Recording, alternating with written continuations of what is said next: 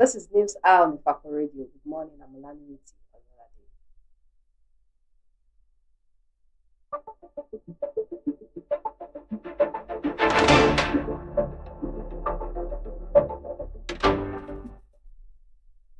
The major headlines. Sultan declares Friday Eid.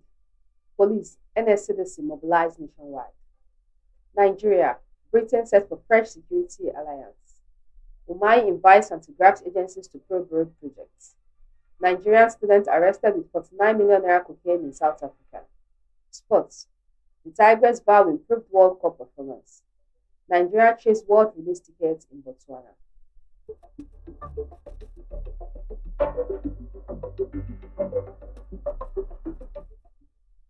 News in detail. Sultan declares Friday Eid. Police NSCDC mobilized nationwide. The Sultanate Council Sokoto has declared Friday as the first day of Shawwal 1447 AH, marking the celebration of Eid al-Fitr across Nigeria. This was announced in a press statement by the chairman of the Advisory Committee on Religious Affairs, Sultanate Council Sokoto, Sambowale Junaidu, on Wednesday. The council based the announcement on the non-sighting of the Shawwal 1447 AH new moon on Wednesday, the 29th day of Ramadan. When the crescent is not sighted on the 29th day of Ramadan, the month is completed as 30 days, after which Eid al-Fitr is observed the following day. In Islam, the end of Ramadan and the beginning of Shawwal are determined by the sighting of the crescent moon, a practice rooted in the teachings of Prophet Muhammad. The Nigerian Supreme Council for Islamic Affairs, under the leadership of Sultan of Sokoto, coordinates moon sighting efforts across Nigeria through a network of committees to ensure unified announcements for Muslims in the country.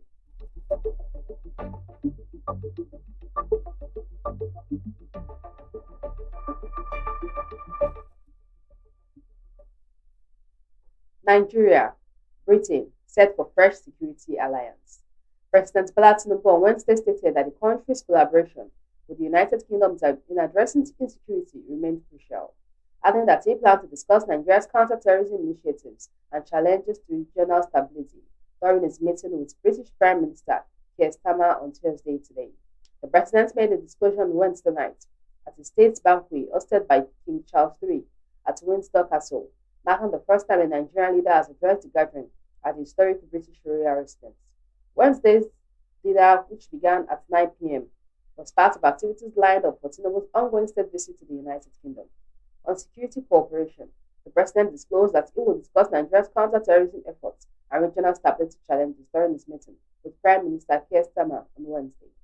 Our West African region faces complex terrorism challenges with roots in Sahel. Nigeria carries an enormous responsibility to help safeguard regional stability. In confronting these threats, partnership with the United Kingdom remains essential, and I look forward to my meeting with Prime Minister Keir Starmer tomorrow, Tinubu said. The president added that the United Kingdom provided him refuge during the military dictatorship of former head of state, General Sani Abacha.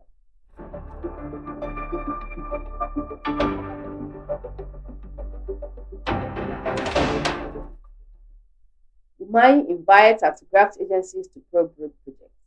In a bid to counter mounting allegations of corruption and mismanagement, the Minister of Works, David Umai, has invited Nigerian anti-corruption agencies to conduct a full-scale probe of road projects under his ministry, declaring that nothing is hidden in the execution of federal infrastructure contracts. Umai revealed that both the Independent Corrupt Practices and Other Related Offences Commission and the Economic and Financial Crimes Commission had been formally invited to independently scrutinize not just documentation, but the physical execution of projects across the country. The minister disclosed this on Wednesday in Abuja after receiving the Personality of the Year award from Al Jazeera newspaper Nigeria. He said the move was a deliberate step to demonstrate transparency and rebuild public trust among growing public criticisms. Umahi said, "There have been several allegations and accusations against us, but to show our transparency, we decided to open up the entire Ministry of Works for probe. We wrote to ICPC to go around and investigate all our projects, not on paper, but physically. We also wrote to EFCC. We are not hiding anything. Any file they want, any information is available." The minister revealed that the ICPC had already concluded part of its assignment and is currently reviewing procurement processes, while the EFCC is expected to commence its own investigation after the Salah break.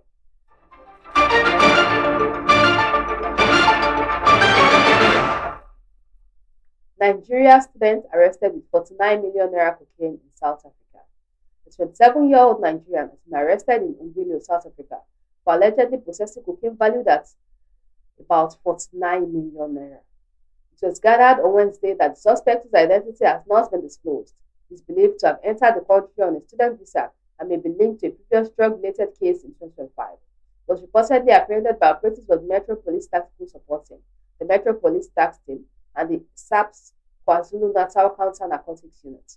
The arrest took place on Monday after the suspect stepped out of his vehicle while officers were executing the search warrant. According to a search by Prime Time News, the suspect was found with high-purity cocaine concealed in a sock. The subsequent search of his apartment allegedly uncovered additional narcotics, bringing the total estimated value to nearly 49 million naira. Authorities said the arrest forms part of an ongoing investigation into a suspected drug trafficking network, which links to Nigerian nationals believed to be involved in the importation, production, concealment, and distribution of illicit substances.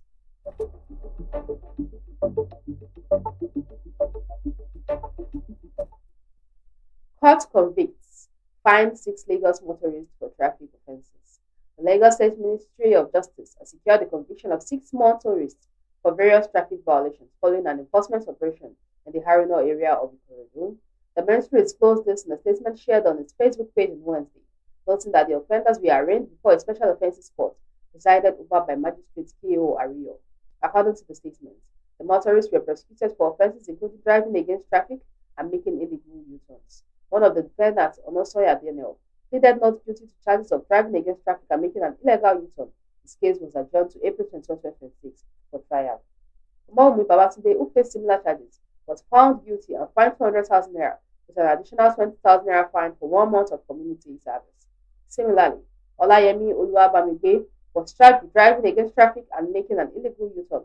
He pleaded not guilty to 1 count and guilty to the other, with the matter adjourned to May 5, 2026 for trial.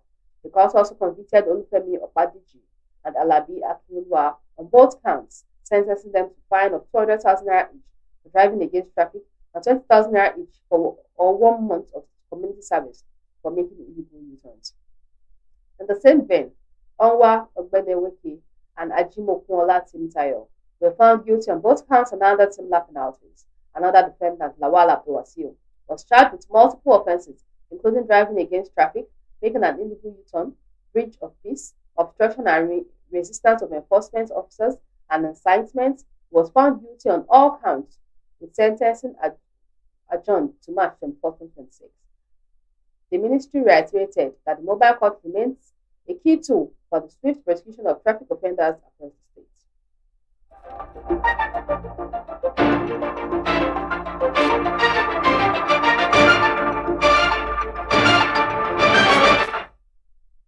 Sports. The Tigers vow improved World Cup performance.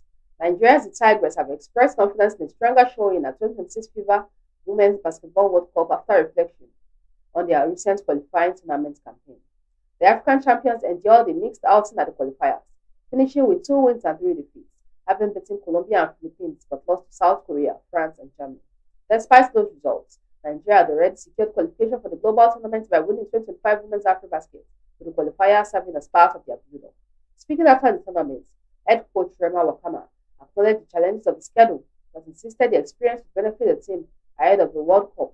He said the series of games provided a valuable platform for growth and improvement. It was a great week of games that we had. I know it was rough. 5 games in 7 days, but this was a great week of preparation for our team. Going into the World Cup, will be better than we were this week, Wakama said.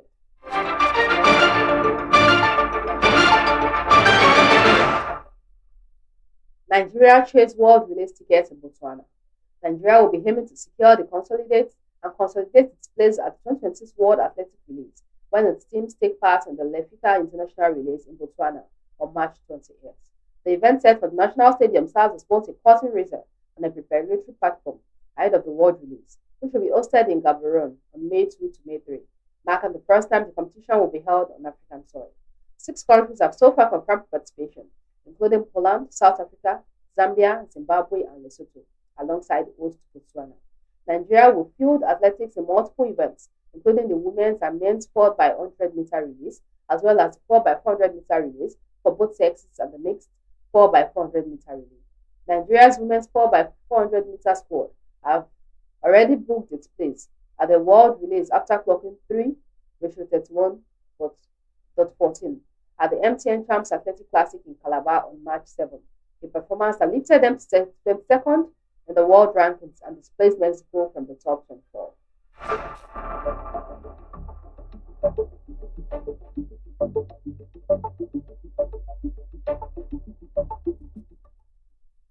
Recap of the major headlines. Sultan declares Friday Eid. Police, NSCDC mobilized nationwide. Nigeria, Britain set for fresh security alliance. Umahi invites anti-graft agencies to probe road projects. Nigerian students arrested with 49 million naira cocaine in South Africa. Sports. The Tigers bow improved World Cup performance. Nigeria chased world release tickets in Botswana.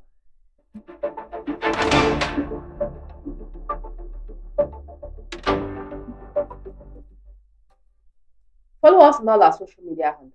Facebook at Ifako Radio, WhatsApp at Ifako Radio, X at Ifako Radio, YouTube at Ifako Radio, TikTok at Ifako Radio, Instagram at Ifako_radio.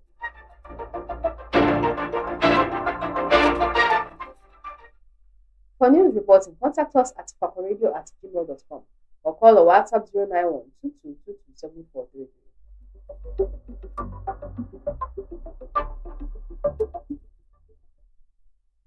Special thanks to the news producer Olanireti.